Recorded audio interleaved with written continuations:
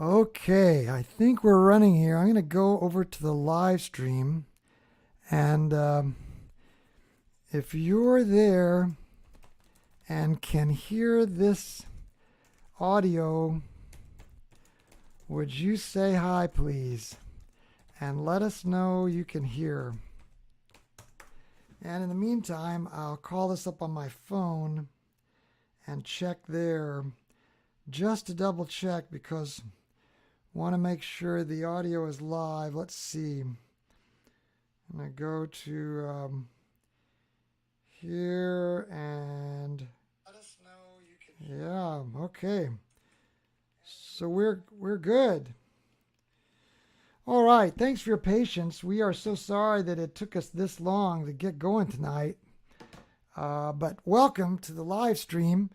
It is October 26th, and tonight we have encountered a few problems, but there's Alex. Welcome, Alex. Glad you're there.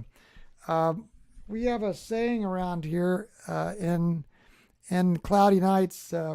We often say, what can possibly go wrong? If you're familiar with astronomy, you know that a lot can go wrong, and especially in electronically assisted astronomy. We finally have our camera running with the mount, and we're going to just go over there right now and just kind of zero in on that focus and make sure that those stars is tight enough to get started.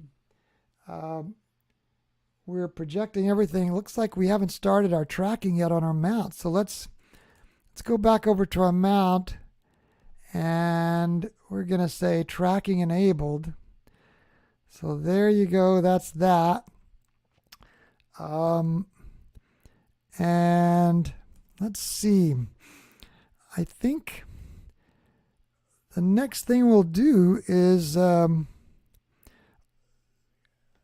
going to get Astro Planner up and running here. Sorry, we didn't have all these screens already ready, but we thought it would probably be better to just get the live stream going in one way or another so that you would know we're alive, you know. So here's Astro Planner. It's our targeting software. And make sure you're seeing that full screen. Okay.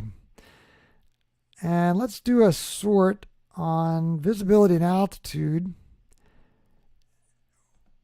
And it looks like our first target we were going to visit is Andromeda Galaxy. So let's see if we can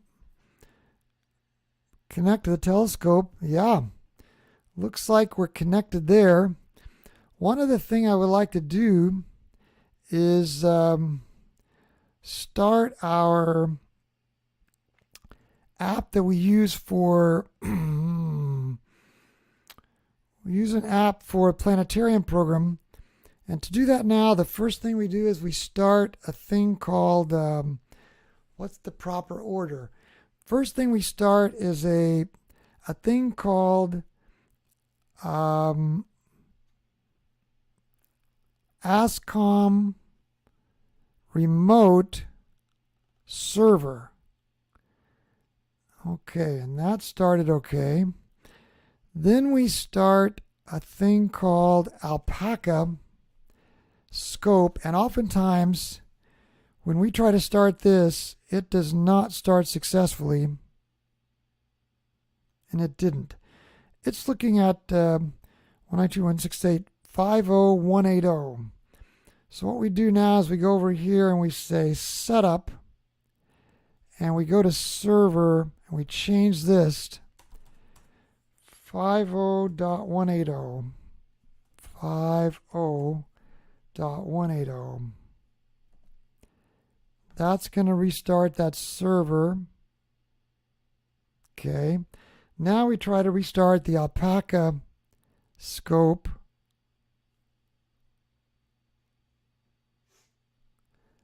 Charles, are you out there? Yes, Come on in. all right. Welcome, Charles. We've got another guest with us tonight. It's a little bit cold out there, isn't it, Charles? It's pretty chilly. I'm going to come back to our webcam here. And Charles, would you do me a favor and kind of set up that mic so we can hear you well? And I don't know if you can see here. This is our view. I don't know if we need to move that back a little bit, but if you want to, it just depends on whether or not. Yeah, if you want to scoot in a little bit, you kind of have to. Yeah, I'll tell you what we'll do. We'll push it a little bit that way. So you're going to have to scoot in a little bit. But Charles, kind of, if you would tell us what you've been doing out there on your because you've been working on your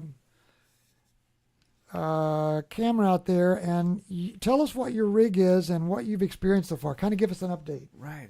So I've got a Red Cat 51. I've got that mounted on an Ioptron Skyguider Pro, and it's first night I've had it out to do anything like polar alignment, getting accustomed to my DSLR camera, Canon T6i, yes, Rebel, and it's quite the process.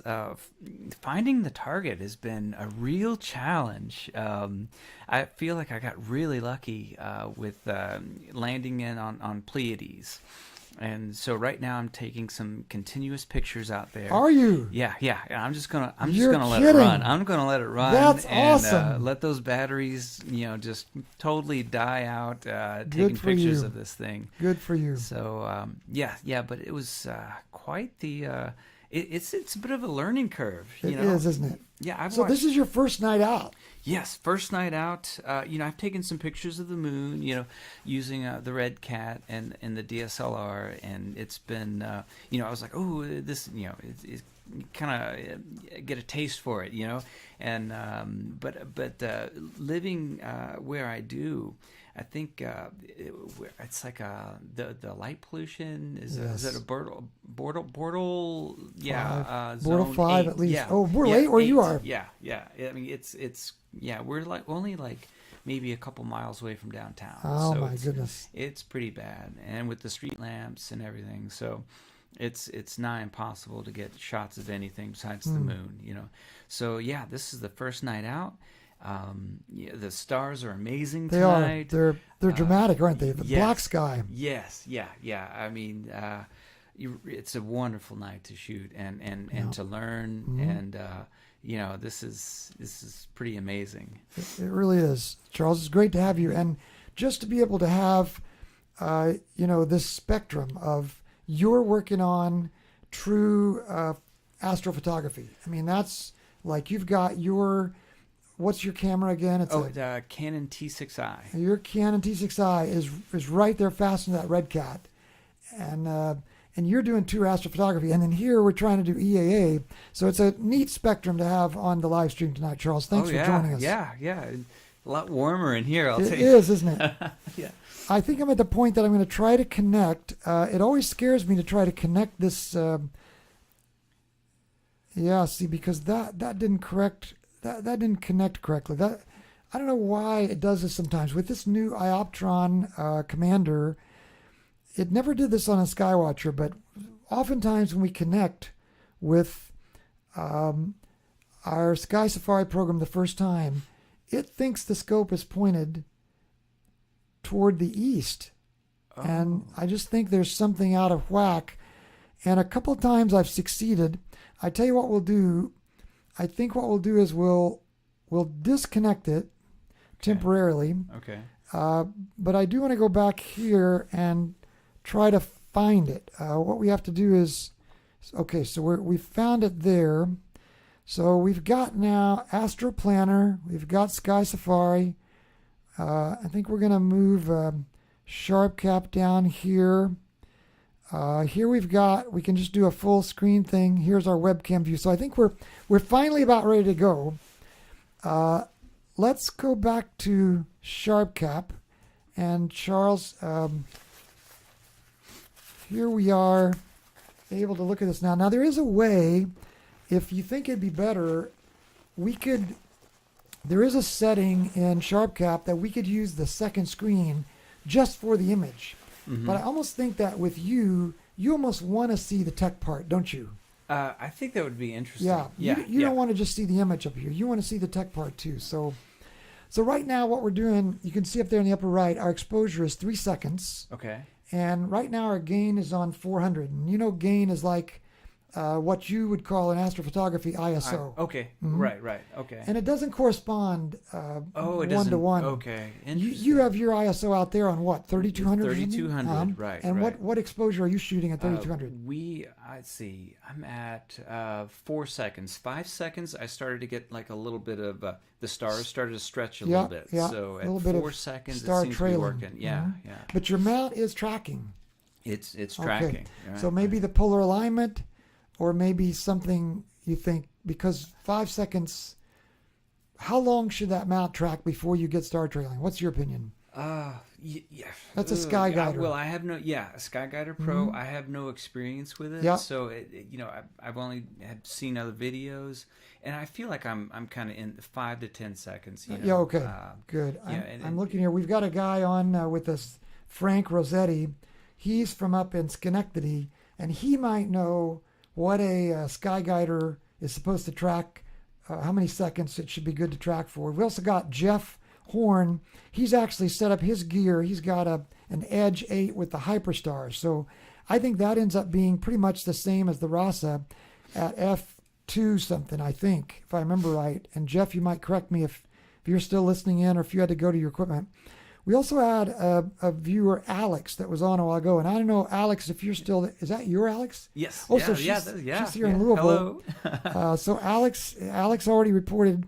And we've got a couple of others that haven't checked in, but if you want to let us know you're there, we are sure glad. It is very late. I know that. It's 10 minutes till midnight here in Louisville.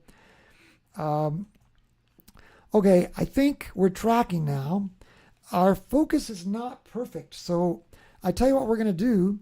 We're going to take a risk here. We're going to turn off the camera here in SharpCap.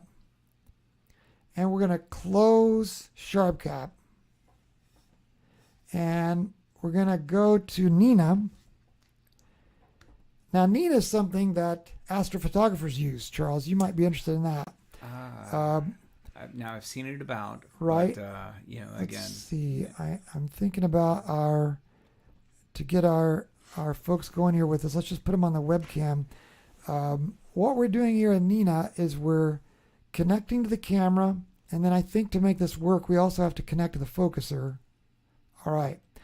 Now what we want to do is go to the imaging tab, and I think we just start an autofocus. Now, while this is autofocusing, we can talk for a minute because it does take it for a while. Let's review the equipment you have. You have a Sky Guider. Sky Guider Pro. With the we've got a Canon T6i DSLR, and then that's connected to a Red Cat 51. Okay. And that's pretty much it. It's fairly bare bones. But it's all portable. You've got pretty portable. Rechargeable batteries going. And yes. It's awesome. So normally we get a view of our scopes, but that's dependent on our little camera out there. It's a Wise Cam 3. It's dependent on the Wise Cam 3 to have Wi-Fi. And I forgot to tell you, I think your car is parked right there. The Wise Cam 3 is not catching Wi-Fi. That's why we don't have a scope view tonight, folks. If you're interested, if you've ever noticed that. Now let me give our folks in the audience. We have 8 people now. So great. Etienne is checked in from Mount Tremblant in Quebec. It's nice to have you, Etienne. It's good to have you here as well. And D-Man, I've seen you, D-Man, in our comments. Thanks so much for being a part of this. And Alex is giving applause to this. She's clapping because she's seeing you in the movies here.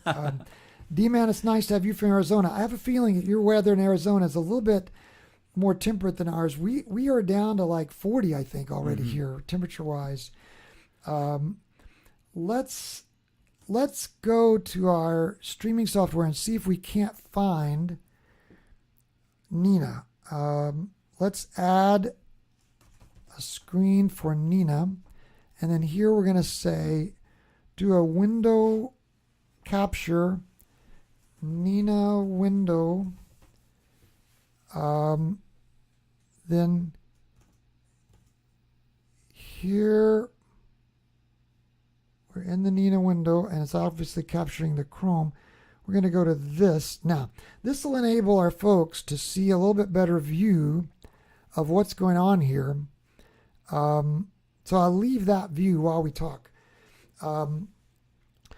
For our equipment on this end, we have a RASA 11, and this is our first time to live stream with it. So it is brand new equipment for us. We're just still getting used to it. This is a RASA is a Rowe Ackerman Schmidt astrograph, which is a fancy way of saying it's kind of like the old Schmidt cameras like they used to use in the big observatories.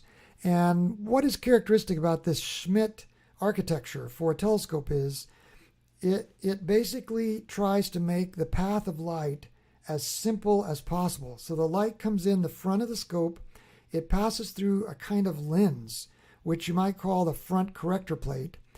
It passes through that lens and then goes back to the rear of the scope. It hits a nice mirror there, and the mirror focuses on a point just outside the front of the scope. So it's actually focusing it in midair. And then what you do is you thread your camera on the front of that corrector plate where that focus happens, and you just get an in and out one shot bend of light, which, because it's such a simple path, and because of the optics and the way the corrector plate looks, by the way, we're getting a nice curve here. I don't know if you're noticing, but this is going to be a fairly nice focus curve. It means that the scope ends up being very fast. It ends up being f2, and it's so f2. You know what that is on a camera lens because you're a photographer. Imagine if you have a f16 or f11 or f8, f5.6, f4, and finally get down to f3.5 and then down to f2. You've now stopped your aperture open, and by f-stop, we're opening up the lens aperture wider, which lets in more light, which means you can take pictures of darker things. And that's what this RASA, this Rowe Ackerman Schmidt astrograph, is famous for, taking pictures of very dark things very fast. It's very quick. It's incredibly fast. It is. In contrast, the Red Cat's at 4.9. Exactly. So it's faster even than the Red Cat, which the Red Cat is very respectable. Yeah, and that's a 250 millimeter. So that's impressive. Wow. What the RASA ends up being is basically a large camera lens in and of itself. And I'm going to just open up a little, kind of spec sheet that I keep handy here, so that, and our folks in the YouTube stream are still watching the main thing they're watching is the autofocusing going on. But I'm going to go to this astronomy thing. I'm just going to look at some of the specs on the RASA. It ends up being, this is a brand new scope, so I don't even have them all memorized yet. It ends up being a focal length of 620 millimeters. So this is about 1.5 times, in other words, 50% zoomed in from what the 400 millimeter was in our RASA 8. The other thing this scope does is it opens up the aperture from 8 inches, it opens it up to 11 inches. So not only do you have the speed of the 8-inch RASA, but now, and when I did the math on that, it doesn't just grow by a third. That actual square inches and the way that you compute this photography, it ends up that you're almost doubling your light gathering capacity by going from 8 to 11. It ends up with a focal ratio of 2.2. The resolution ends up being 1.25 by 1.25 arc seconds per pixel. And the field of view ends up being 2.17 minutes by 1.45 minutes with a Dawes limit of 0.45 arc seconds. Pixel size on the camera we're using is a 3.76 by 3.76. So it ends up being a pretty good fit at 6248 by 4176. And again, this aperture is 279 millimeters, 11 inches. And with this focal length, it gives us now what I feel like is a really good mix. I felt like sometimes the RASA was so wide that you couldn't really enjoy zooming in quite so much. Let's go back now and look at our curve. We have finished our autofocus, and look at that nice, whatever you want to call that, hyperbola or something. And it does mean that it's found a very happy point for focusing. So what we can do now is go back to the equipment, and we're going to disconnect the focuser from here and disconnect the camera, and then close Nina because we're done with it. We just use it because of its great. By the way, if you're an astrophotographer and you haven't looked recently in the plugins in Nina, I just have the 3-point polar alignment. But wow, there are all kinds of new plugins available, including some plugins. For example, you can now do polar alignment without the Polestar.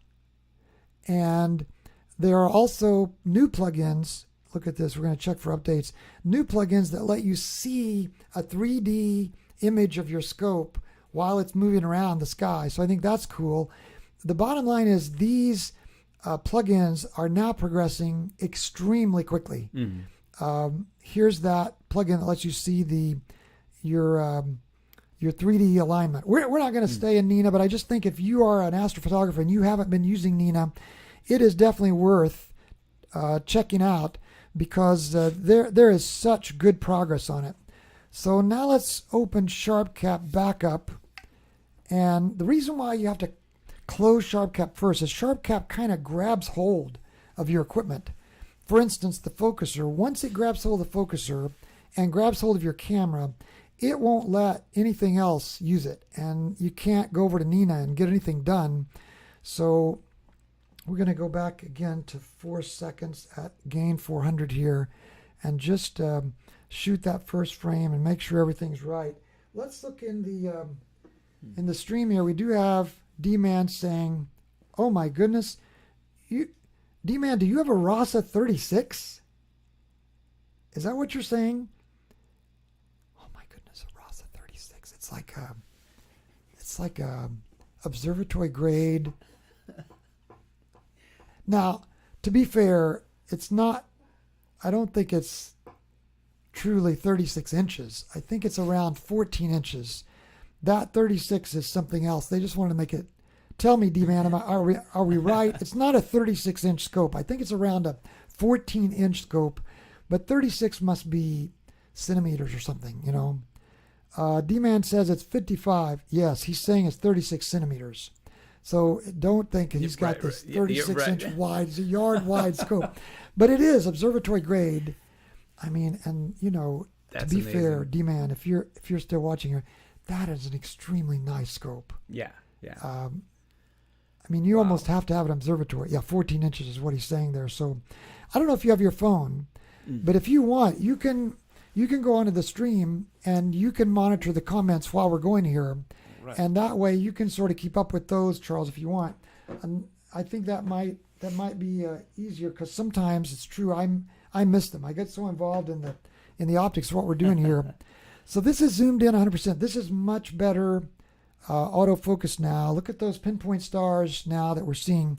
You guys, are you seeing? No, you're not. Let's put you back in SharpCap and go find. Oh, there you are. So pinpoint stars again. We're happy for that. So let's go look at some targets now. We're going to go to Astro Planner. And what we do here, Charles, this is our targeting software and logging software. And we connect to the scope with it too. So it lets us use Astro Planner as our controller for the scope. Nice. So we can go down here and sort the list by visibility and then secondly by altitude. And what we did, as you might have seen, because I know you're kind enough to follow some of our videos, I think you actually did download the, what's it called, that shoots the horizon? Right on. Theodolite or something? Theodolite. Theodolite. Mm-hmm. You downloaded that, I think. And so we shot the horizon. So in Astro Planner now, we actually have the horizon is the actual horizon that matches the trees around us, the woods, you know. So you're actually seeing the actual things we're up against there. And what that does, here at the bottom of the list, see how some of these say horizon, that's showing us that these are above the horizon, but they're caught in the trees still. So we wouldn't we wouldn't need to slew to those yet because they're not visible to us. Okay. Because they're in the trees. But we're looking here, look at Andromeda Galaxy, should be visible. So with our cursor on that now, we can say slew to object. And if we're in any luck, now see, we don't get a view of the scope with our, since we don't have our little WISE cam going. Yeah, that's a bummer. So we have no idea what's happening in the scope out there, folks. For all I know, it's slewing into oblivion. But we can tell it's moving because look in SharpCap.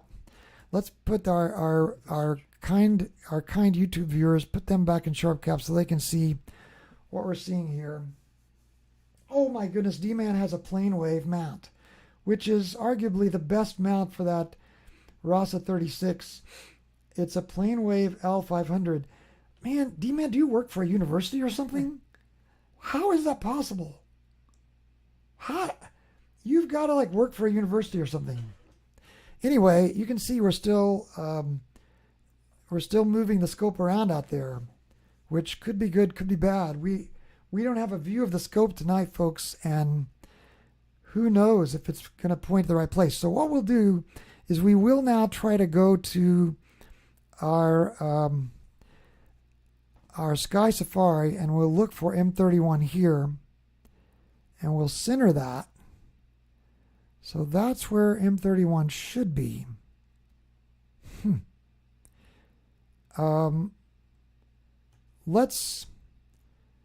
Okay, so we did settle the scope down a little bit. Let's just try here connecting with the scope in Sky Safari and see if... Okay, good. We're synced now. I love that. So whatever that did, it did let us sync in with our Sky Safari. So just for you folks, we're looking almost straight up now at the zenith. That's where we should be pointing. Now, to try to see that in SharpCap, let's make sure you guys are looking at SharpCap, and you are. Let's first do what we're going to do now, Charles, is we're going to do a plate solve and sync. And what that does is it takes a picture of the sky through the scope. And look, it already succeeded, it found it. And we're off 2.79 degrees. So this is the first target of the night. And notice, if you folks are catching this at home, we didn't do any kind of 3-star alignment on this mount. So we literally just polar align, and then we try slewing to the first object. And so this is just with polar alignment. There's no 3-star alignment yet. We slew to the first object, and then we plate solve, and then we do a plate solve and sync. And what that does is it basically does what a 3-star alignment would have done for us. Okay. It gets us in line with the sky. So now the telescope is thinking and seeing the same thing. So you can see Andromeda Galaxy is already in the middle there. So what we'll do is we'll now increase our time to maybe, boy, I'm curious with this RASA 11, will we be able to do, let's start with 20 seconds. And let's make our gain 100. And it says we're on 8 bits. How can that be? Oh, it's because we don't have a capture profile yet. Here's the ASI 2600. We did not have the capture profile set yet. So now I think that's taken care of. So we're at 20 seconds, gain 100. Let's get one frame. Now that little green bar graph there shows the first frame coming in. And once that green bar graph completes, we'll actually have our first frame at the 20-second. Not a whole lot came in there, did it? So I think we're ready now. That's kind of odd, isn't it? Let's do we're going to go down to that lower right-hand side and make sure that display histogram is not stretched in a weird way. And now let's start live stacking. We're going to clear this live stack out.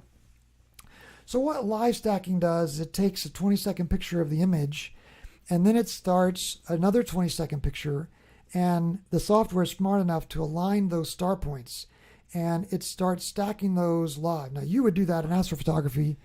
You would do that in the post processing, wouldn't you? Yes. And you would use something like, I assume, PixInsight or. I have that downloaded, right. Okay, good. Yeah, but it's, again. You're at the start of the learning curve. Right. So you would use PixInsight or something, and using that, you would begin to stack these pictures that you're collecting. And you're collecting them every 4 seconds, and you're just letting it until the battery runs down. I'm going to see what happens. You're going to see what happens. Yeah. So you'll take fun. all those 4-second pictures of M45 and start stacking them. And what the genius in 2015, when Robin Glover thought of this, and this is just literally just 6 years ago, this is a brand new invention. It's kind of like the iPhone or the internet. This is a brand new invention.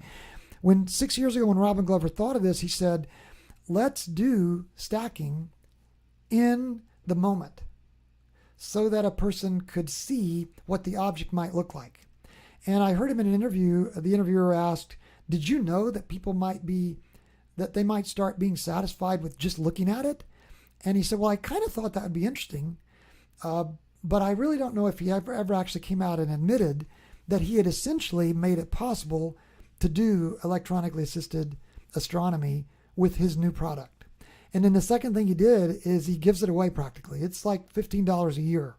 Oh, wow. So for about $1 a month, less than the price you pay for 1 cup of coffee a month, you can have this ability to polar align live, and then also to plate solve and sync, and then to stack these frames all live real time. So guys like you and I can now go down here, and what we'll do is we'll reset and do an auto stretch on this image.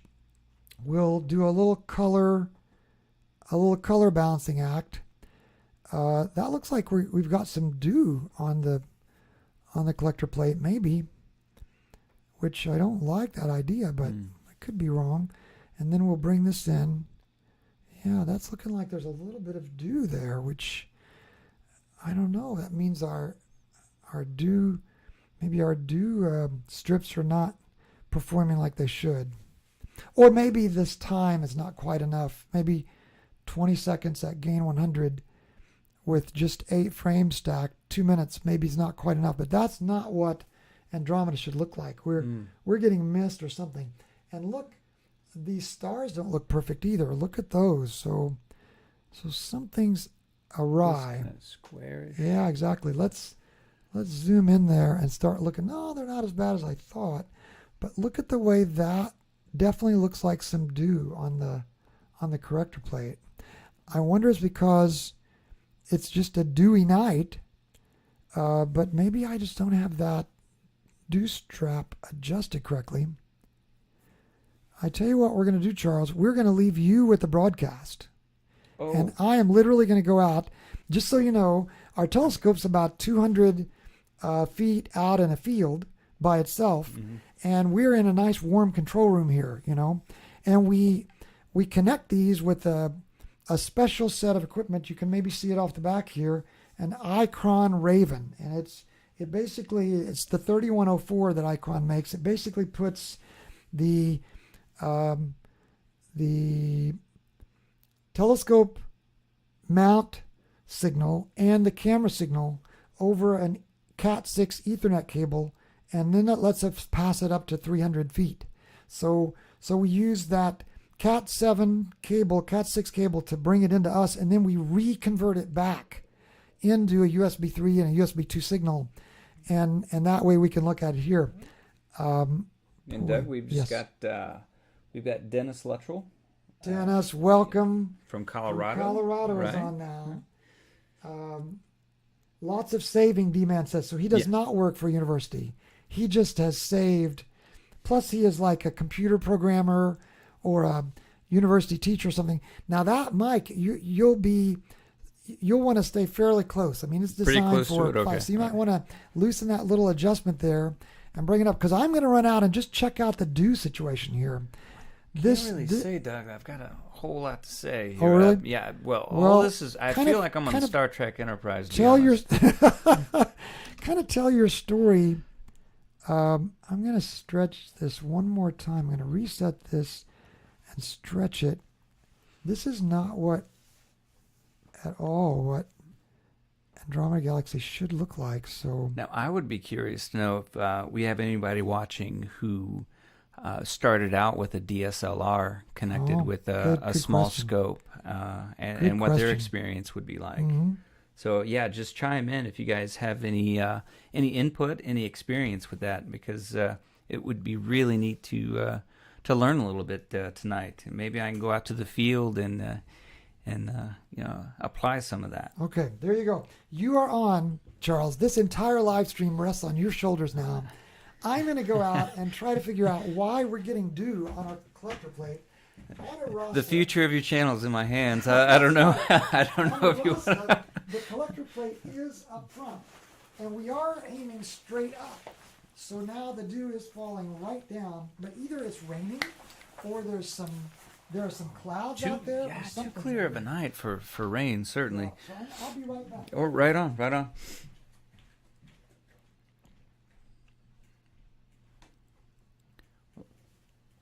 It will be interesting to know what Doug comes up with here.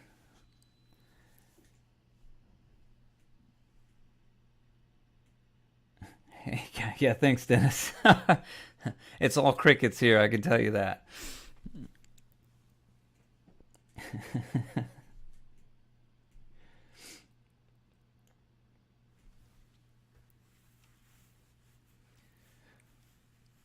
So now, do you guys have any experience with the DSLR cameras and a pretty light rig to work with, as opposed to something like as large as the RASA 11-inch here and a lot of this more technical equipment?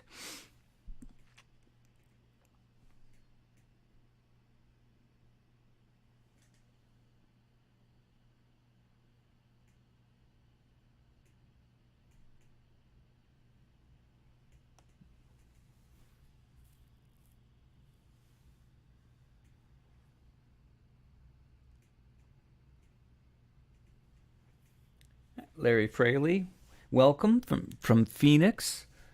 Glad to have you here.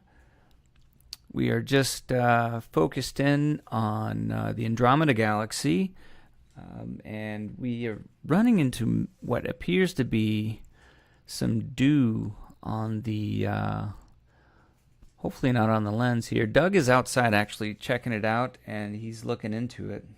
Oh, great, from Indiana. Oh, yeah, no doubt, no doubt. This Ohio River Valley here not only plagues sinuses, but also telescopes as well, it appears. What is due?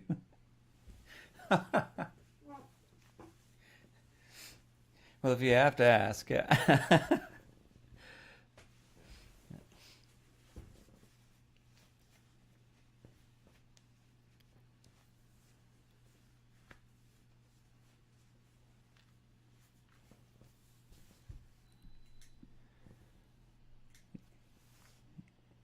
Now, how's the weather in the one-shot color cameras? Well, no worries, Dennis. No worries. So far, no experience with the DSLRs. But what'd you find out there, Doug? Well, I tell you, Charles, it's a mystery because the dew zapper, whatever you want to call it, the dew buster. I think that's actually what it's called, the dew buster. The dew buster is working. It's just blinking up a storm, but there is a lot of dew, isn't there? I mean, everything is soaking wet. I mean, you touch anything and it's just like it's rained. Yeah. But it's not raining. It's a clear sky. So we are pointed toward the zenith here. I'm going to ask, if maybe, let's see. Oh, there's Larry Fraley. Yeah. Larry is out in Arizona in Phoenix, and he's kind of rubbing this in our face here. What is dew? What the nerve of Must this be guy? nice. Must be nice. He's got a desert basically. He images from a desert. He's got one of those stellinas. Charles, have you seen those? No. This is this is an 80 centimeter, an 80 80 centimeter, 80 millimeter refractor built inside of a kit, built inside of a sleek box with the dew buster built in and light pollution filter. It's automated with the computer inside the box, and it also has Wi-Fi, and he logs onto it from his phone and picks the object on his phone and tells the computer, tells the telescope where he wants it to go, and sits there and drinks his coffee, you know, being able to point this thing. It's amazing.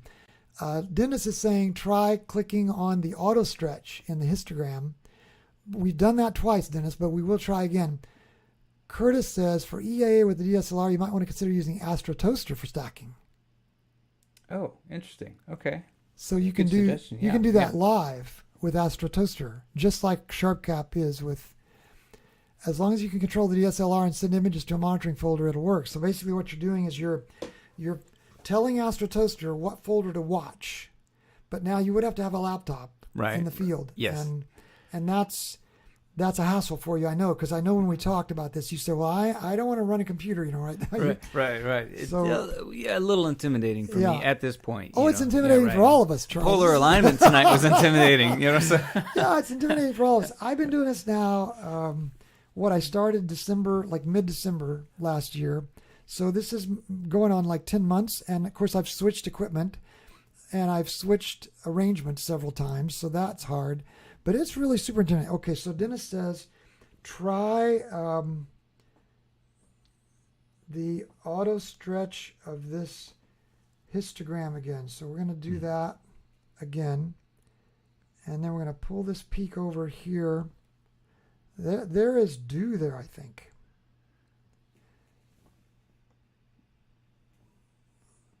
I can't think of anything else. Now, Mashed Potato Mountain suggests to clear the stack and start again. Okay, we're up.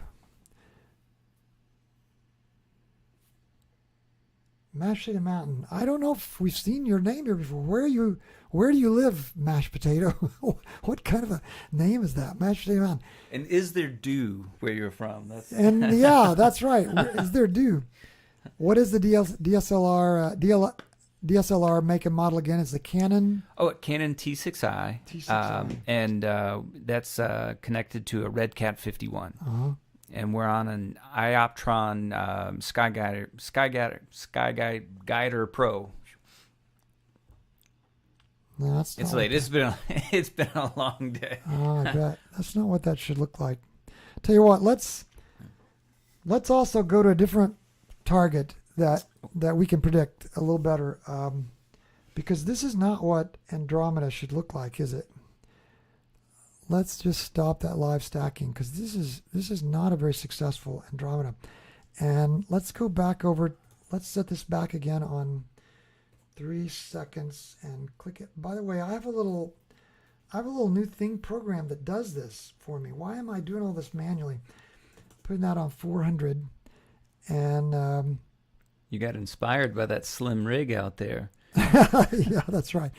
Let's go back here and let's go to something like Pleiades. Nice. Which is very popular for photography tonight, I understand. And let's slew to that.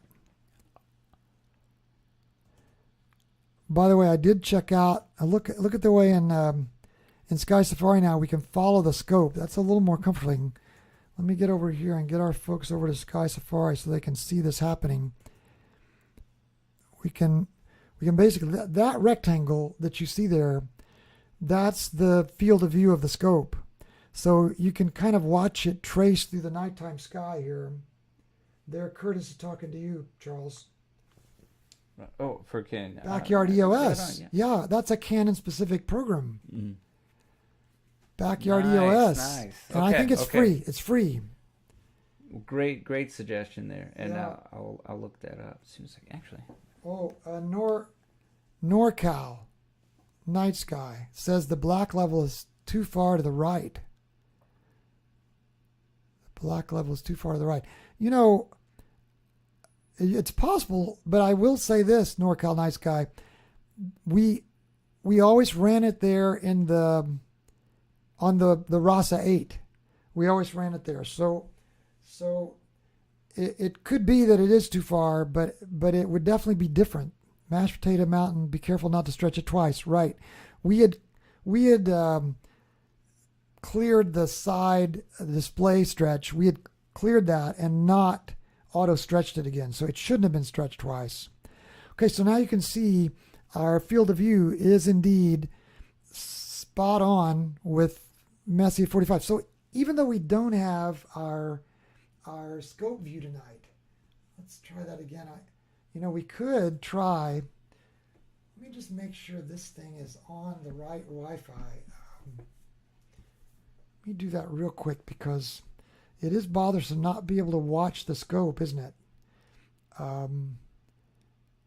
Yeah, that's on the correct Wi-Fi. So why isn't that meshing with our... It says device is offline. So what we can do, Charles, in your case, if you don't mind, I know it's an inconvenience, would you mind moving your car in front of my truck? Yeah. And if you pull around, you'd have to pull around in front of my truck. That might let the Wi-Fi signal hit from that camera. And just take this key so that when you come back in, hold that fob in front of the little key fob sensor on the left side of the door. You'll see a little red light. Just hold it in front of that red light and it'll release the door and you can come back in. All right, perfect. Okay, while he's doing that, let's now go back over to SharpCap. And yeah, this is much better. Let's do another plate solve and sync, because this is like our second element, and it is adding. Yeah, we were just offset 0.16 degrees now, so 1600ths of a degree we were offset. But what that does is it adds to the accuracy of the model. And usually this is the way it works. The first target is about 2 or 3 degrees off when we don't do a star alignment like this. But it's nevertheless just 2 or 3 degrees off. The second target is usually a fraction of a degree off. And now that we've set it, we won't have to do, really, it's optional now. We won't have to do these plate solve and syncs anymore because now they're kind of caught up with each other. Curtis is telling, we'll make sure Charles know that. Oh, NorCal, you have the RASA 11. You say that you normally keep the black level closer to the peak. Well, I did have it closer to the peak originally. Also, auto color balance normally requires some hand correction. Right. I agree with you. Let's set our exposure now on about 20 seconds and go back down to gain 100. And live stack and clear. And what we're trying to do here with Pleiades, obviously, is we're trying to just see if we can pick up some of that nebulosity. And it'll also give our scope a chance to be out of the zenith position in case, while it was pointing directly straight up. The other thing I wanted to try to do, by the way, and before we start live stacking, let me take this off live stack again. One thing I wanted to do, set it back on 3 seconds and 400. One thing I wanted to do is experiment with the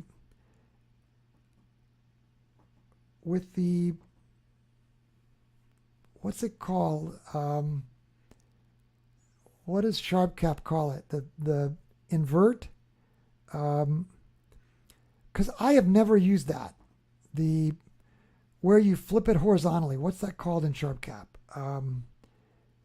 Miscellaneous controls. Where is that?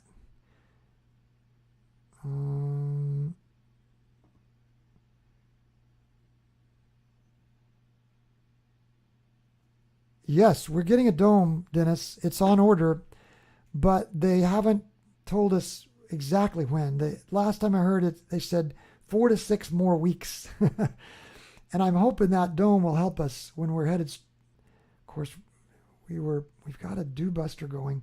You guys help me figure out where is that. Oh, here it is, flip. So this is under camera controls. So it's right there with the exposure. And we want to flip horizontally. Yeah. Right? I think with a RASA, we just do one horizontal flip. Yeah, miscellaneous control. Oh, it was under camera controls.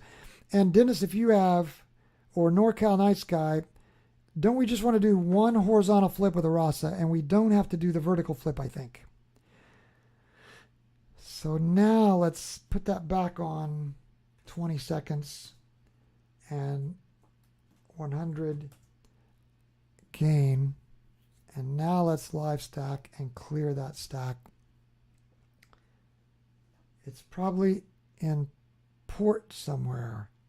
Yeah, the observatory is being made up at Exploradome. And aren't they like in, I think, Minnesota, I think is where they are. But they are really behind. They told me that there were, I forget what the number of orders that they were ahead that they're making. I think it's just that they're very slow to make those. As you can see, because I ordered it end of August and we're in October, and they're still saying 4 to 6 weeks. But we also don't have the pier yet, and that's coming from PureTech. They told us 4 to 6 weeks, but it hasn't arrived. The concrete contractor told us he'd be here in mid-September, and he still hasn't arrived. So everybody's on delay. It's like some kind of a comedy show or something. Okay, so let's... Are you guys looking at this with me? Yeah, you're looking at this with me. Let's fold this down some. Well, first let's... Oh yeah, there's that nebulosity already. And let's do a color. And let's bring the green down one notch. You know what that was? I think it's because I was looking up here on this monitor. And this monitor does not have a high res. That wasn't due. That was this large screen monitor. No wonder I had never seen it before. Because look, you can see it. It's just not a high res enough monitor to be able to make it beautiful. I wonder if we said, where is that thing to two monitor view?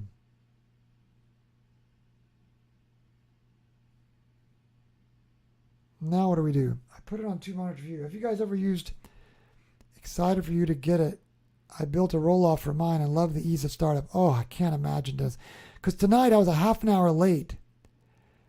Larry Fraley says, Mac time. He's making fun of it, trying to figure out the two screens. I know that maybe now what I need to do is go back to Windows. Let's see. What if we go to this thing and say,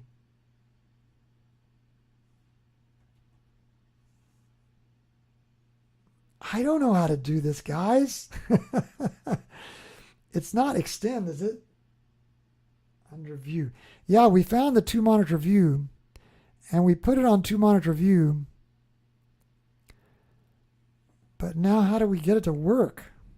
I think we have to go here in display settings. Yeah, see, look, that has duplicate.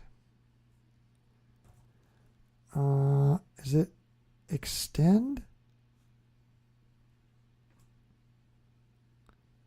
I wonder if that'll do it now. So now if we close that and go back to SharpCap,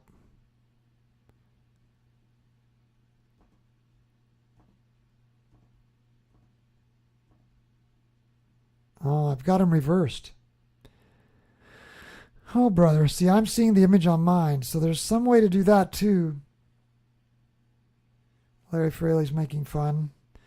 I think you go back to here, you go back to display settings, and you say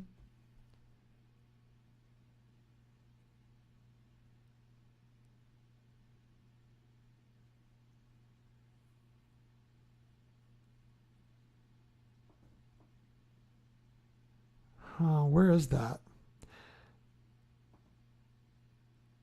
Identify.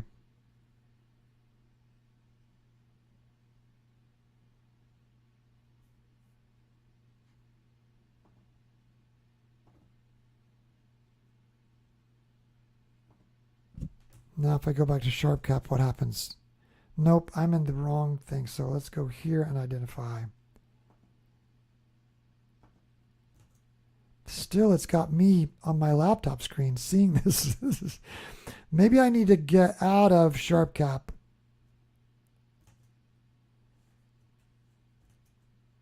That's Control F12, isn't it? Yeah, to do away with two monitor view. Let's go back to this again and open up display settings and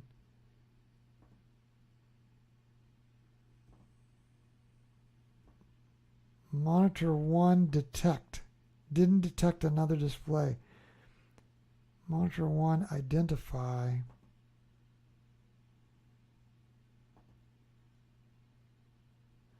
Well, this is crazy. You guys ever done this? Is the second monitor connected via Wi-Fi or cable? It's connected via the HDMI cable.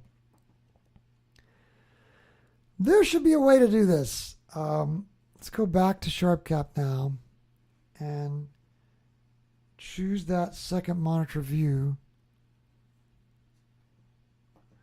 No, I'm still seeing it in mine.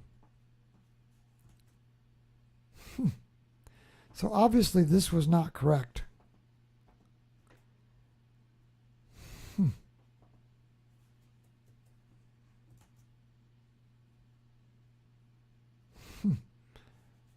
Control F12. Go back to here. Display settings. 2. Maybe we have to go here first. Second screen only? That's not right. This is not worth it, is it? I'm just going to have to experiment with this at a time when we're not in the middle of a live stream. Identify. It's not letting me identify. Now back to SharpCap. Control F12. Nope. It's just wanting to force it onto my screen. Well, it's not worth it. What we have to remember, though, is just that the silly widescreen, flat screen monitor is not a high enough res. So we'll just have to use this. Zoom in a little bit. There we're starting to get that nice nebulosity. That's beautiful. On this monitor, it's beautiful. And I think that's the monitor you guys are seeing. Yeah. So just don't pay attention to this. And although it's not very helpful now in the webcam, is it? So when we look at the webcam, and Charles's view is not going to be very good, is it? So we got to fix that. How do we fix that? We bring it back to one screen, don't we? Let's go back here and say duplicate. Okay. Let's just stick with that, and we'll just have to remember that it's not going to be as pretty as in SharpCap. That is beautiful. Let's go ahead and zoom in all the way and take a look at some of that. One of those.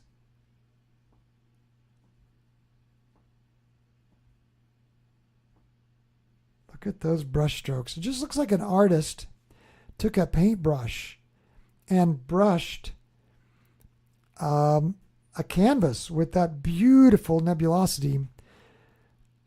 Let's bring this live stack back up. See how that has a kind of a greenish tinge? I think that should actually be more bluish in real life. So let's bring the blue up a little. Yeah, that's all it needed right there, just a touch. That's what we want. Now let's go back to like 25% again, maybe. I've been trying to research these objects some, and boy, Pleiades. Well, look how it's turned on its side. So sure enough, we need to rotate this. But, you know, you can't tell that because the mount might be pure east or pure west at any one moment. So at least the horizontal flip is corrected, that the RASA inverts it. The RASA does make it reversed, unfortunately. So using this flip thing is effective. By putting this flip on horizontal now, we're seeing a true image like we could view it. Let's go over to this screen and just zero in on it a little. Yeah, see, this is the same view. It's vertical in this screen as well. Huh. So we need to learn the names of all these stars, guys. We got to memorize these. So the handle, or whatever you want to call this, if you look at this as a dipper, it kind of looks like a dipper to me. This handle starts with the star Atlas, and then Alcyone, and then, how do you pronounce these? Merope, and then Electra, Seleno, Taygeta, Asterope, and Maya. This is a beautiful cluster, isn't it? Look at the way these line up in a straight line. Let's go back to our... Were you even seeing that? Because you were here. Come over to Sky Safari with me for a second, and let's look at this together. So it's Atlas and Pleione, and then Alcyone, Merope, Electra, Silano, Taygeta, Maya, and Asterope. We need to memorize all those guys. And every one of these has its own nebulosity. Look at the way they've named each of these separately. And then look at this cool little trail of stars here. 4 in a row, and then takes a turn, and 3 in a row. So let's go back to the live view. So now we're back in SharpCap Live. Put you guys back there again. And there, see there are those 4 stars in a row. And then it turns a corner, and 3, and it points at this one. And that one's name is Alcyone. Boy, Charles is a long time. You don't think he's locked out there and stuck, do you? Oh, he left his phone in here. He should have never done that. He should have never left his phone. He might be stuck outside the door, not able to figure out how to open our door. That's terrible that I'm laughing. Alex, I am so sorry, but unfortunately, we have lost Charles. Now, the other thing he could be doing is he could be looking at all of his pictures out on his equipment out there. You guys are all staying up late, except you guys are out in Arizona. Larry, meet Dennis. I think, Dennis, aren't you in Arizona? And also, Larry, meet D-Man. And Larry, D-Man has a RASA like this one, except his is 14 centimeters, which is another double of light gathering capability. And he's right there in your town. He's in Phoenix. You guys can start an astronomy club. The 3 of you. Boy, I hated that Charles didn't take his phone if he's stuck out there. All right. How long have we been live stacking? Whatever it is, it's long enough. That is like the longest ever. Let's check this. And let's move this in. Wow. Look at that. That is like the most beautiful picture ever of Pleiades for me.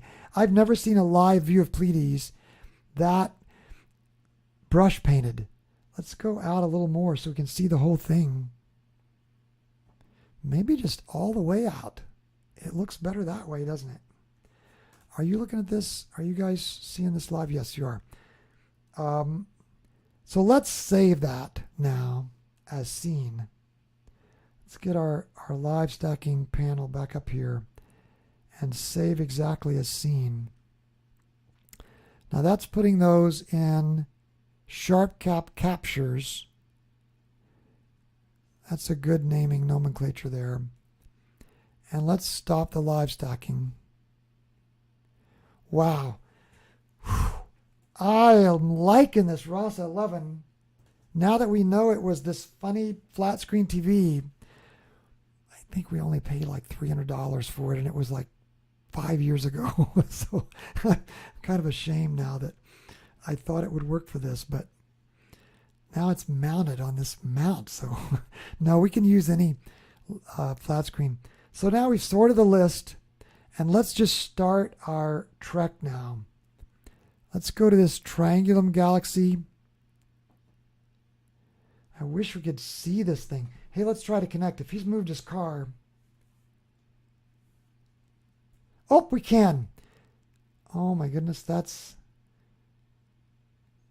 trying to look at that with the pier still pier east. And it's leaning over back. Oh, I hear the door out there, so he's not stuck. That looks like a bit of a convoluted thing.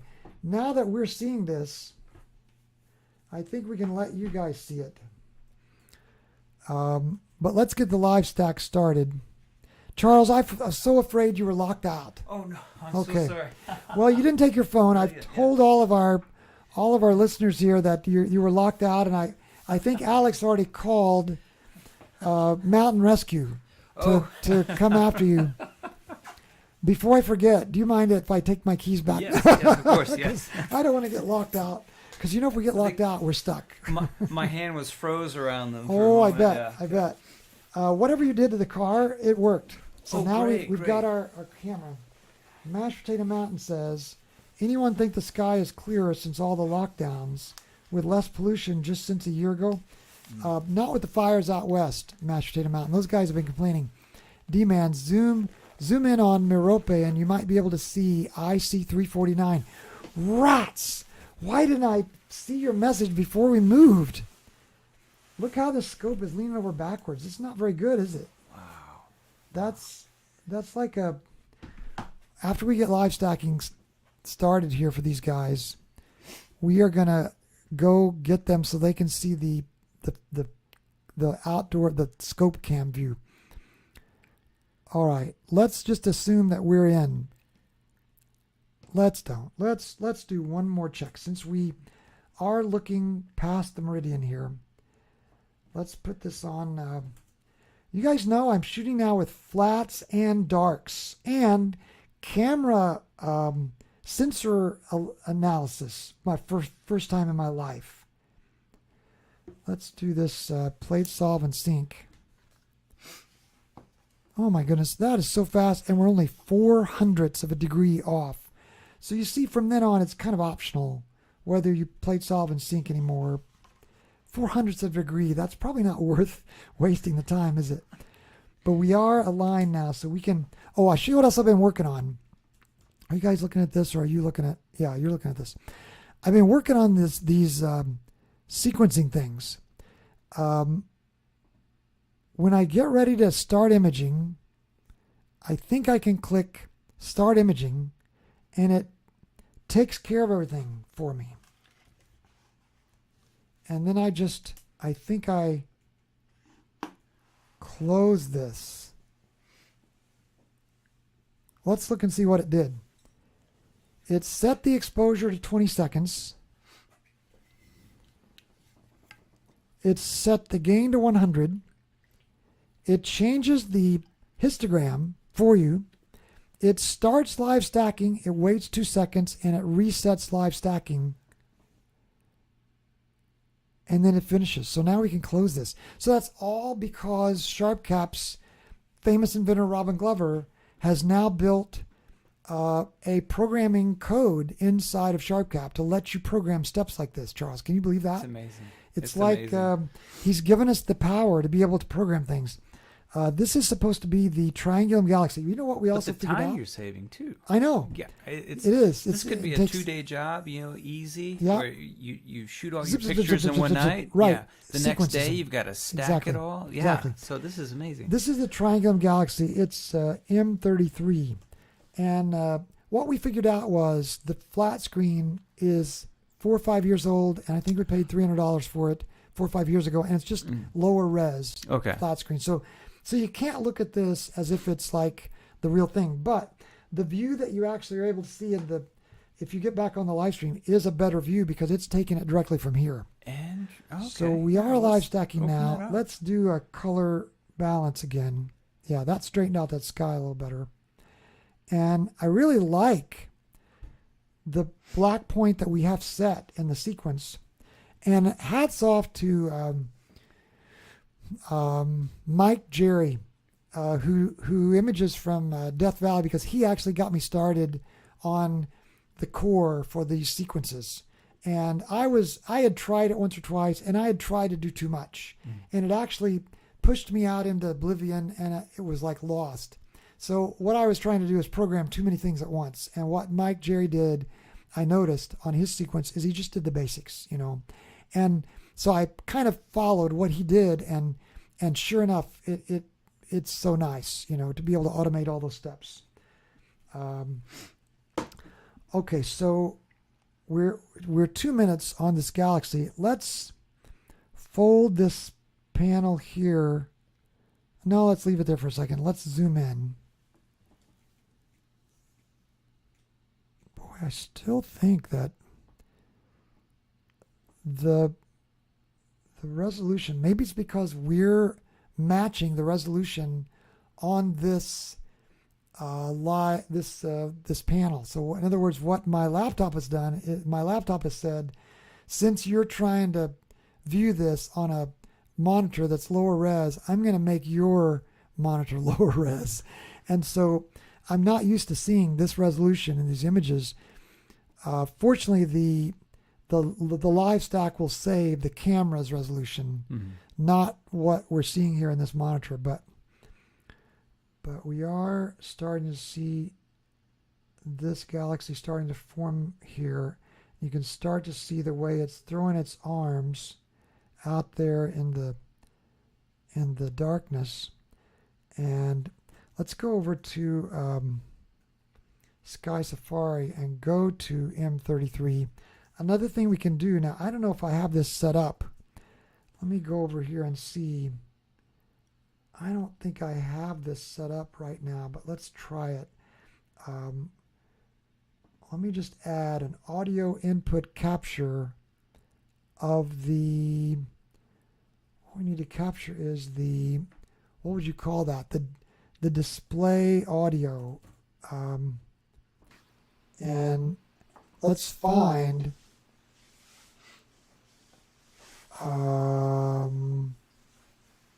that, I think. No.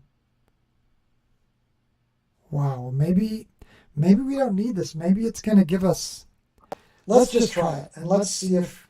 Oh my, let's mute that, because it did introduce something new there. Let's see what happens when what we're going to try to do is play this audio. M33 is a great pinwheel galaxy, one of the closest large galaxies to our own. It gets its name from the pinwheel form visible on photographs. To the backyard observer, M33 looks like a pale circular disk. It is within the little visited constellation Triangulum. On nights where clouds or the moon reign nearby, M33 is hard to spot, since although it is a large object, it will not show itself if the sky contrast is poor. In dark skies, it is an easy object in binoculars, and has been seen with the unaided eye, provided one knows exactly where to look. M33 is located more than 3 million light-years from Earth. The Milky Way galaxy, M33, and M31 are the 3 largest galaxies in our local group of 24 island universes. All right. So you guys will have to tell me what that audio sounds like, because I've never done it like this before. Now I see that we are on the wrong Wi-Fi. Now is it going to mess us up? It is. It's going to mess us up if we change Wi-Fi to be able to see that and let the group see it. if we change Wi-Fi over to this Wi-Fi that this is on, because it's on a different radio, it's going to drop the stream, so we can't change over this. And I don't think I have this radio programmed into this. No, that won't work. So we're not going to be able to show you guys the scope cam, sadly, unless we just hold it up in front. We could just put you for a second on the, let me just put you guys for a second.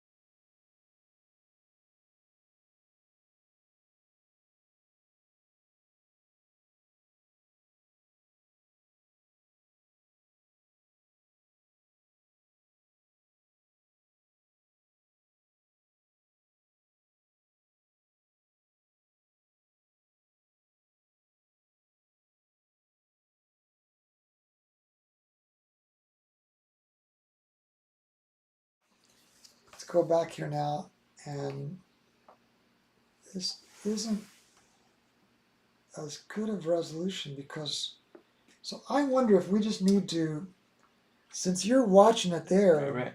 Right. See, Dennis says the audio was clear. Oh, good. Can you pull the black level back a little? Yeah, that's what I just did. And then D-Man is asking, what do you use for an outdoor camera? We've been using the Wyze WYZE3, Wyze Cam 3, and it works pretty well. But tonight, I have the Wyze Cam 3 on one. Let's see, I'll put it back here.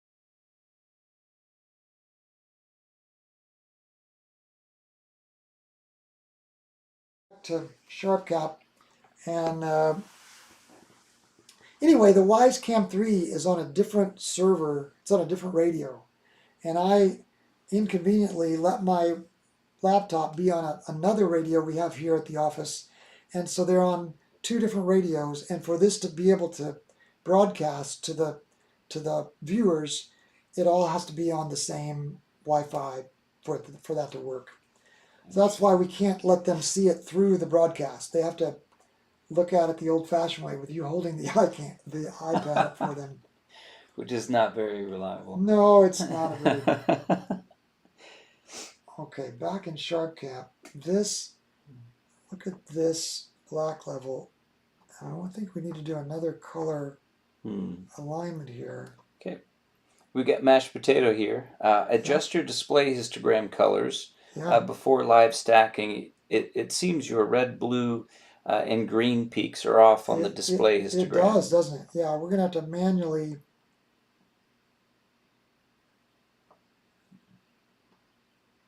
Boy.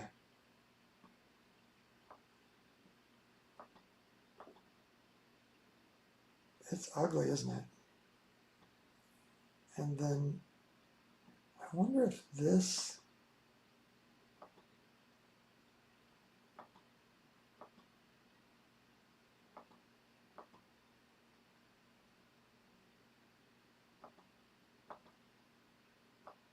let's try this for a second.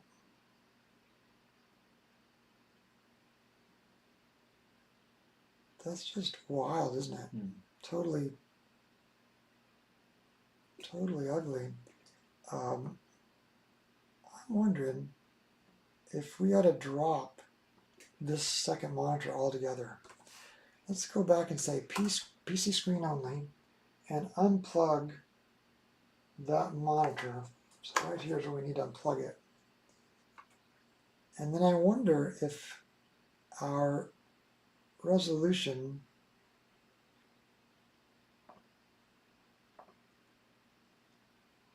I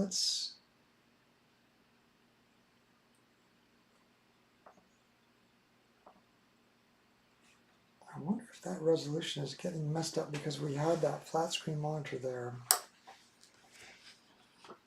Because this is the ugliest resolution that we've ever had.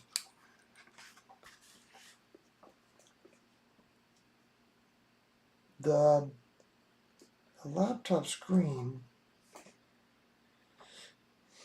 let's see what its resolution is.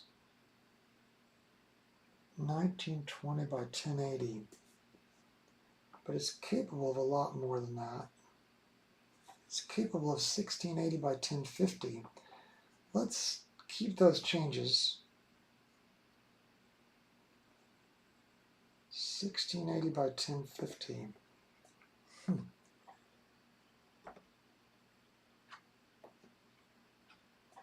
Maybe that isn't an improvement. No. Yeah.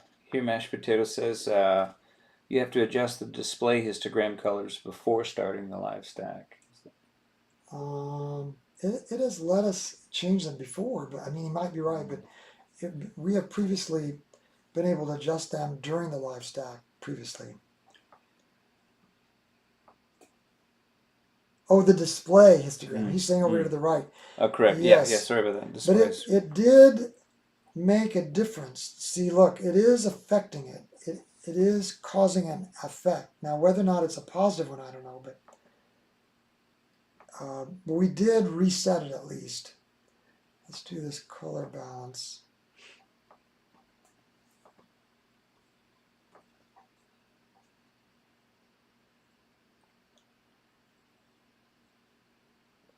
You know, another thing that's changed is we're shooting with flats, and I've never done that before. So let's go over here to pre-processing. Oh, look, we're not. So it did not automatically choose the flats, and I thought it would. So let's attach a dark and apply a flat.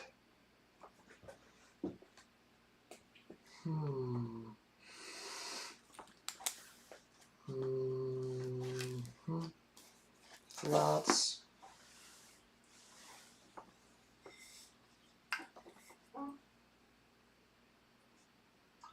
And let's clear the live stack.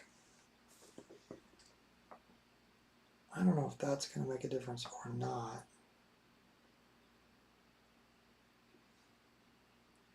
Curtis says he likes an F4 Newtonian for EAA. Curtis, I wish we could hand the camera over to you and you could show us what you're seeing there. Right, yeah.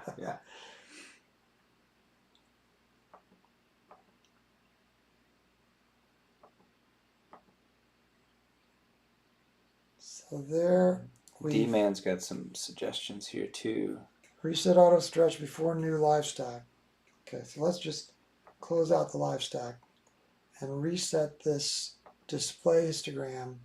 And then D-Man, do you usually auto stretch the display histogram, or do you just, you know what else let's do while we're at it? Let's disconnect the camera for a second and close SharpCap and reopen it without that monitor attached.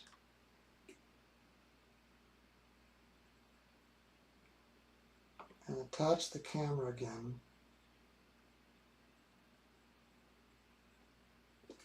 And then run start imaging. Yeah, that is so nice to be able to automate that. Okay, oh, now our camera is set on 8 bits. That could be a factor too. Look at that. So let's stop live cycling. That's what it was. The camera profile was not set on the ASI 2600 default. So we were working at 8 bits. That's what that was. So I don't know why. You had mentioned that earlier too. Yeah, I don't know why it didn't keep it when we exited, but it didn't for sure. So now let's start live stacking again.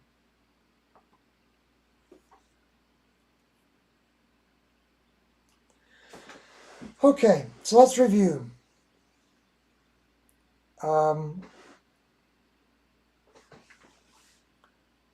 Let's see.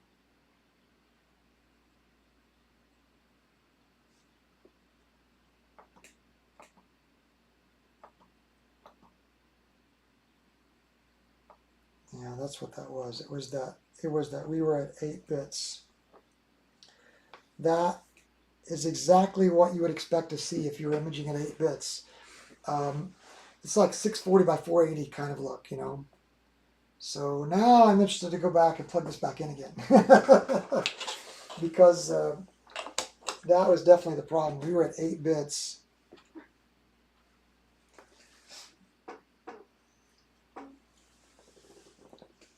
Anyway, let's review. For you, Charles, what are your next steps? What do you want to try to develop in your world? I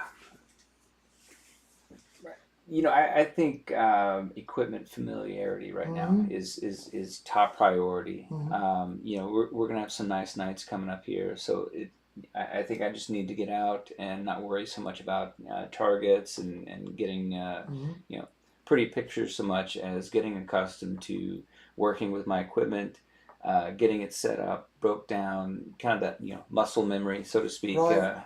And then from there, these laptops and dedicated cameras it looks pretty sweet. So and doing all this from the comfort of a more warm place would be nice. So I could see myself in maybe next year, maybe trying to tackle that a little bit. So.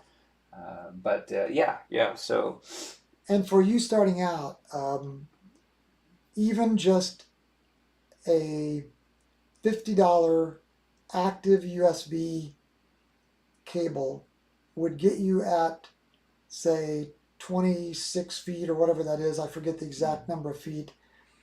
$50 cable, and it's an active USB, gets you at 26 feet, and that's far enough to be at least in your car with the car heater working. Yeah.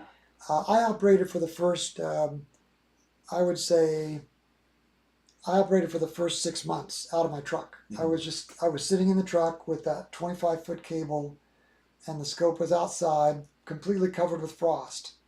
And I was inside the truck with the motor and the heater running, And it wasn't until these 2 boxes, the Icron Raven setup, to let you convert this. I bought these on eBay for $600, but these run 1,100 something new, so that you can operate at 300 feet.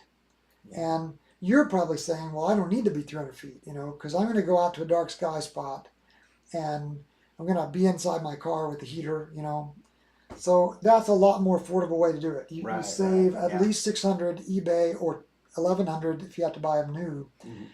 But the laptop thing really is fun, because then you can do all this stuff live, Right. Yeah. I look forward to it. Trying to find the target with the just pointing the camera in the scope in a certain direction Yeah. is the difficulty there tonight. Yes. But you would learn the sky better, because people who force themselves to learn on a push mount like a Dobsonian or something, they do learn the sky better. And that is a bit of a spoiler with this go-to stuff, because we have to go out and look at the sky and memorize it manually, because all of these go-to scopes spoil us, don't they, guys? I mean, I bet Curtis and, I don't know, D-Man, if you're in the same boat, Dennis, of course, Larry, you're just getting started with your Stellina, but I don't know if the rest of you folks can, like, if you can identify with this this idea. We have to make ourselves. So what I've started doing right now is watching YouTube videos about identifying constellations. I mean, since Boy Scout Merit Badge in astronomy when I was in 8th grade, I haven't worked on astronomy, on constellations. I don't know if Frank is still watching or if he went on to bed. He's probably got to work tomorrow, so Frank might have gone on to bed. Dennis is saying, laugh out loud. You don't work on these constellations since 8th grade astronomy merit badge, and you're going to learn them if you do a few months of your camera, and it's going to make you memorize all those constellations. And that's a great thing, is to start with some of the YouTube videos. There's a planetarium that does, it's called Delta Planetarium, and they do a series on constellations that are really helpful in helping us learn what they are and where they are and what's in each of them and the deep sky objects in each of them. So that's really super helpful. I think for me on my end, I need to spend more time with this RASA 11, working out the bugs of the imaging so that I can be sure of what I'm seeing, and also the fact that I've tried to go to darks and flats, that's something new for me. I've tried to do a sensor analysis, and the sensor analysis I did is no doubt flavoring Shardcap's interpretation of using this camera. And I just did that sensor analysis tonight. So maybe that sensor analysis is throwing off the image some too. Look at Curtis, he refused to do electronics until StarSense came out. StarSense is like a plate solver. Okay. It's another form of plate solving. And he wanted to just do it the good old-fashioned way. Dennis says, I love being spoiled. I'm not going to lie. Curtis says, having a Dob out there with a Telrad is the way he learned, and that's what forces us to learn. Is that Telrad is that finder with the 3 red rings. Right. And it forces you to look on your sky map and see where the rings are, and then look in the sky through your viewfinder and all that. You might want to invest in a Telrad, because that would act as your pointer. Having to use your Red Cat as your primary lens and your pointer is going to make you into a better man for sure. But it's going to force rough going for sure. It's going to force you into being able to look at a very small chunk of the sky and figure out where you are with that small chunk.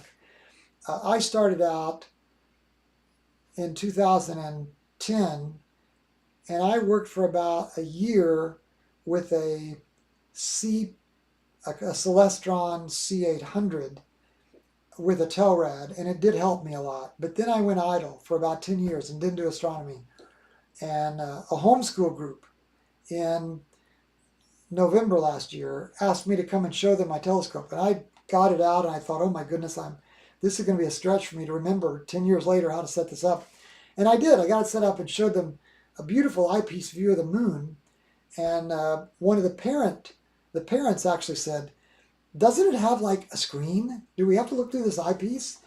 And I just looked at her and I thought, I can't believe you just said that, about this expensive Celestron telescope. you want a screen on this thing. And they just don't make those, lady. And I got back home that night and looked it up on the internet, and lo and behold, this revolution had happened in between 2010, when I had that Celestron C8, I think it was called, and it had about 1100 millimeter focal length, so it's a very small chunk of the sky. This revolution had happened starting with Robin Glover in 2015, really, and so boy, I bought into it. I sold that scope for $2,000, and that was a great deal to sell it. A great deal for me, and I think the guy who bought it felt like he got a good deal. I threw in a couple of observing chairs or something, but that was more than enough to buy the RASA 8. And then I had to save for the mount, of course, but that's how I got started with all this stuff. So, so I'm going to investigate this. So what I did is I did this. Where is that? I did a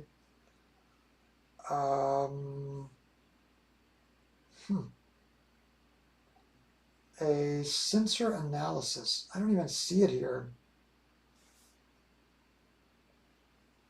And I did it this afternoon or evening. Maybe it doesn't show it to you while you're live stacking. That's probably the case. While you're live stacking, it probably doesn't show it to you. But I did a sensor analysis with a light panel. And Jeff, I wonder if you were the one who told me about this light panel. Dennis, you're right, Doug. I need to spend more time learning the constellations and star names. Yeah, well, I think we all do. But I think that sensor analysis has affected the way SharpCap is viewing the object, because, boy, at 10 minutes, this should be a different view of M33. Let's go over for a second to Sky Safari. Where did Sky Safari go? There. And we're looking at, yeah. Well, it's kind of ugly in Sky Safari's view too. Look at that. Let me show you guys.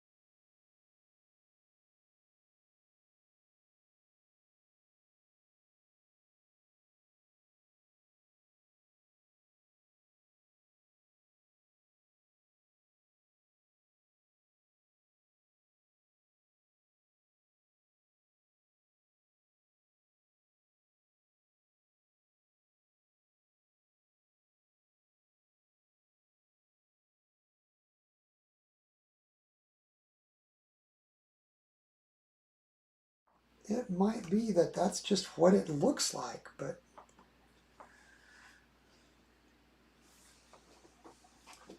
what do you guys think?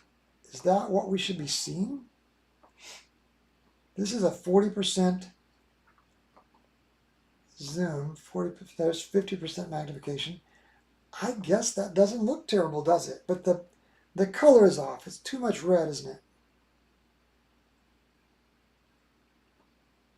Not enough blue. Boy. You know what else? We've got the moon tonight. The moon's at like... Yes. What is the moon at? Like... it's nearly half. Just looking at it. 65%. Oh, wow. And the moon's up now. So the moon is impacting our color balance. I think your histogram is off somehow. Yeah, you're probably right. Because, boy, we've got 12 minutes on this. At a RASA 11, that should be prettier than that. Did you do what D-Man? Yeah, I did. I stretched the display histogram first, and then I sorted this and retouched that a little.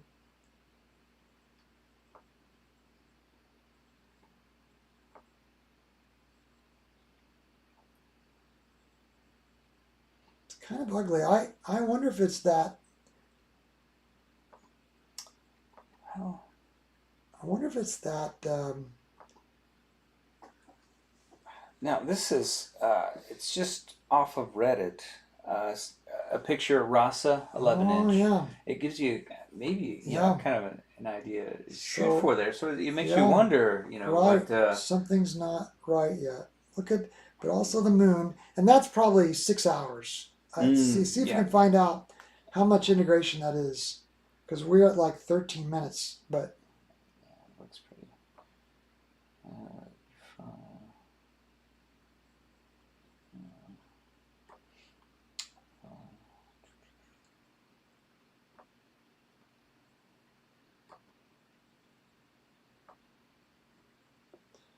we are starting to see more of the fabric, of the pattern now.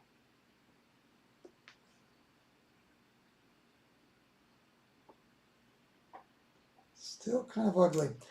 Let's About let's 2 hours. 2 10 hours, yeah. minutes. So that's 2 hours of integration, and this is 13 minutes. You guys are doing great yet under image controls. You can adjust the red, blue, green so the peaks match on the display histogram before live stacking will give you much better image. Okay, that's what we'll do next time, mashed potato. Okay, now I want to be sensitive to the fact that we did, although we got a late start, we got about a half an hour late start. It is 1:15, 1:18 now. So I want to be sensitive to you as well. Do you work tomorrow, Charles? No, okay, that's good. So it worked out. I still want to be sensitive to you. And we do have to tear down. And I have to work tomorrow too, unfortunately. But I think we at least went through the motions. Now, what I'll need to do next time for my growth is I need to sort out what impact doing the sensor analysis has had. And I need to also sort out darks and flats and what impact those are going to have. And then I need to sort out this idea of why the capture profile didn't give me the default. Maybe I just need to load that once and then close it with it loaded so that it will load again when I come back in. Another place for me to grow, I want to be able to take the sensor analysis and then use the brain to figure out what should the exposures be like for that part of the sky under these conditions. And now that I've done a sensor analysis, the brain should let me do that. And I've never used that brain feature before. So let's just, while we're here, just one last thing before let's save this. And I'm also going to save the stack in case I can restack this so it saves all that data. And then let's put this back like that and stop live stacking. And I'm going to go up under, I'm going to find that place where I did here. No, that's scene monitor. Sensor analysis. So I did this sensor analysis, but I'm obviously very untrained in that. It was my first time to do a sensor analysis. But once we do that, now we can supposedly do this histogram and click on this brain, and we can say, measure this green channel. And it takes into consideration what the moon is doing to the image. And it establishes, notice it took over how it would do these. It did a 4-second, it did a 16-second. It's experimenting with managing the colors and managing the time and managing the yes, I see NorCal Night Sky. Did I hear you say that you adjust the display histogram before you adjust the image histogram? I tried it both ways this time.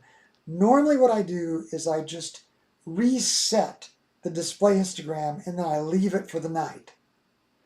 Then I use only the big histogram, the one at the bottom, to do the tuning, and I don't touch the display histogram the rest of the night. However, tonight, because I heard you say that it might be off, I did go over and I experimented once with the reset and the stretch, the auto stretch. I always joke that Robin should add a half brain function for us EAA guys. Yeah. So it finished, I think, now, didn't it? It finished measuring the green channel. So now what it lets you do is like apply that somehow. And it only needs to measure the sky brightness using one of those channels. And now it lets you experiment with this. Apply this. And it's trying to apply it to our image, isn't it?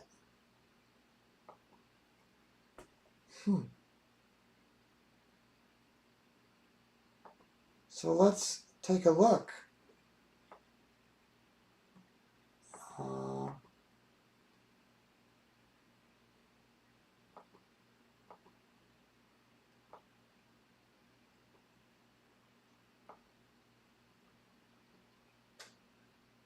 Let's get rid of this, right? We can get rid of that.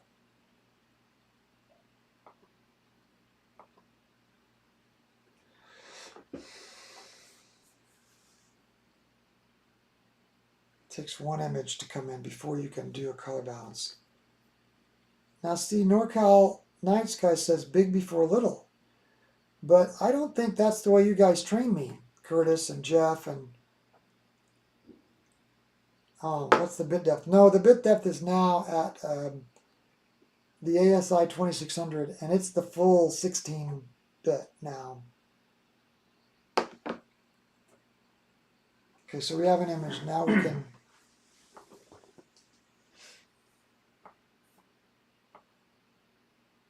yes, look. Look how that tuned it. Completely different picture. So when I did that sensor analysis, it was half of the work. Then I needed to do the brain to be able to let it measure the green channel and then apply that. And now look at this image, completely different. Now there was also red and blue on there. Yeah, you could maybe do those too. And do you think that that would like improve it? it? Yeah. Might. Oh my goodness, look at this, guys. Are you guys seeing this? Do I have you on the right channel? Yeah. Wow. I am loving this now. Really, that's what we needed, is we needed that other half of the brain. Yeah, Dennis says, now that's looking good. Curtis says, there you go. So the lesson we needed to learn, guys, is that I need to learn is when we shoot that sensor analysis, then we need to do the brain and apply it before we start imaging. That's at 25%, and we're still not seeing quite all of that nebulosity around that galaxy. It's a huge galaxy, isn't it? Oh my goodness, that's ugly compared to this. I'm afraid to move this around very much because I don't want to unplug anything. Right. But look at that. Oh, wow. Yeah. It's really an amazing image after 113 seconds. Look at how the brain decided. The brain decided to shoot it at 3 seconds. And it put the gain, get this, guys, it put the gain on 460. Wow. Now, is that high? It's very high. I've never shot at 460 gain except for while I'm polar aligning, you know. What's that like if you zoom in on it there a little bit? Yeah, I'm sorry that this is not as good on that $300 5-year-old TV. It's beautiful, isn't it?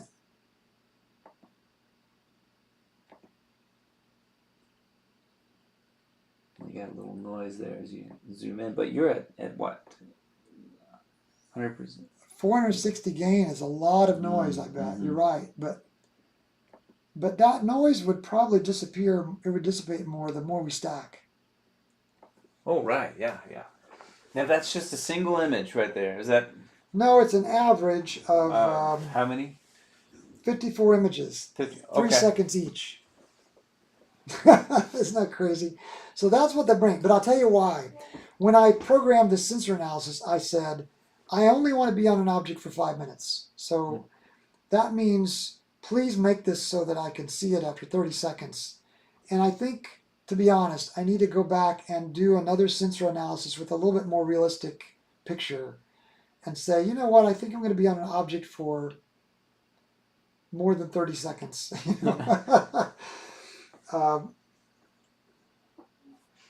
I don't remember what I said. I might have said, give us 5 minutes total, and the longest exposure should be 30 seconds. I think that's what I said. But it chose 3 seconds. Now, you guys have more experience. Why would it do that? Yeah, that's with no flats or darks, right? Mm-hmm. Yeah. It's pretty crazy, isn't it? Yeah, NorCal Night Sky saying, what parameters did you set in the brain? Dennis says, doggone it, now I need to convince the wife I need a RASA. Look at all those, look at all that powdery nebulosity now that's showing up.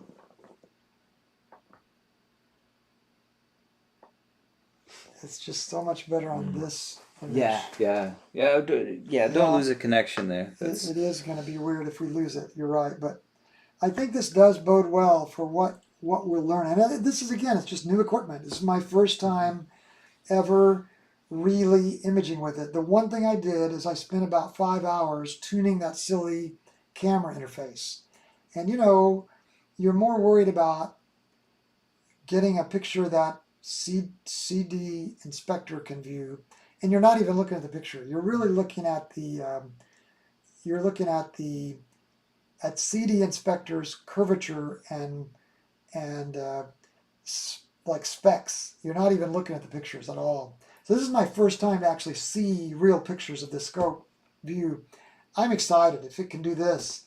I just need to learn to use the sensor analysis in the brain, and then apply the flats and darks and sort out, I'm sure, this idea of the making sure the capture profile is correct.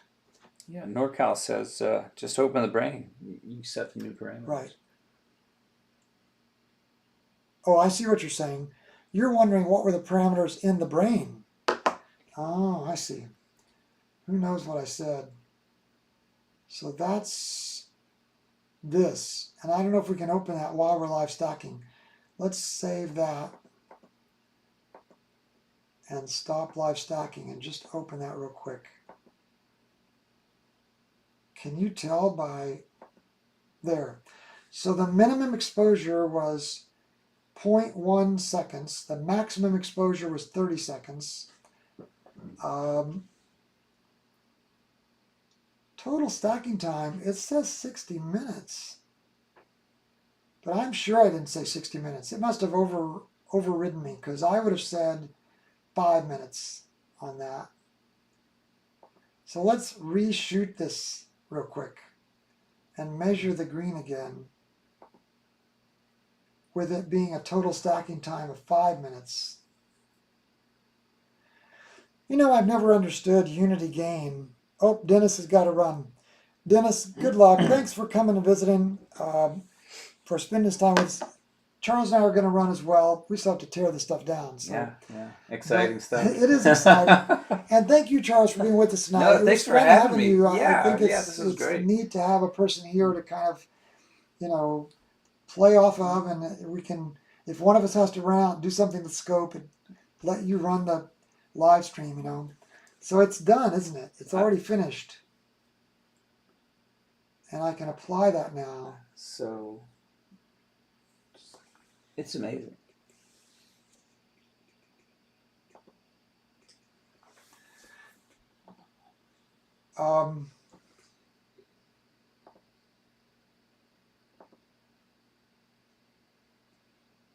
Now it set it on 3 seconds. It kept the 460.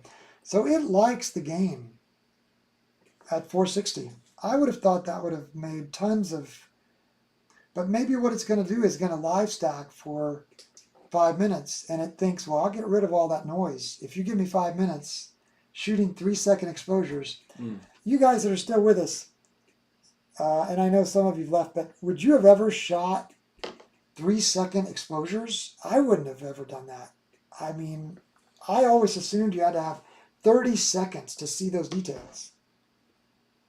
And I would shoot 30 seconds at 100 gain, which means your live stream is really yawning because it's 30 seconds between changes for them. And this is a much better live stream because they're actually seeing the image form very right quickly. before their eyes. Yeah. Yeah. Right there with you on it. It's good stuff. Nice first night out for you there. It is for the lesson, but boy, I'll have a hard time. I think when I make the final video that we post, I'll cut out so much of this when we were just experimenting with that 8-bit image. Oh, so Noise Curtis does it. percentage.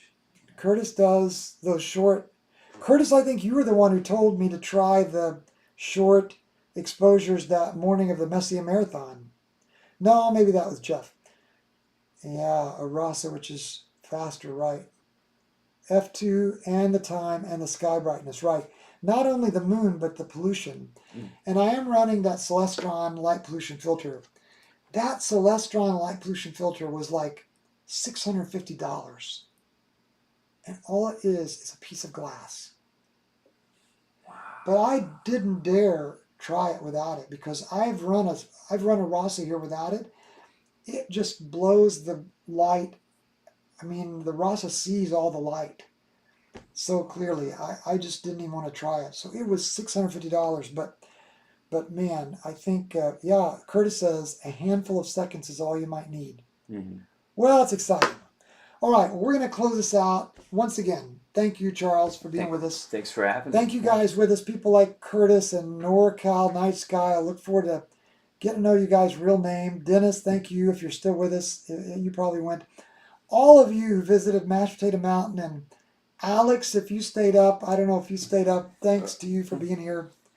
God bless you all, and again, we thank Emerald Hills for letting us see this. We thank God for making these cool objects so that we can look at them in the night. And he did his artwork, when he caused all this to happen. So we'll say good night, and we look forward to seeing you next time. And thanks a lot for being with us. Good night.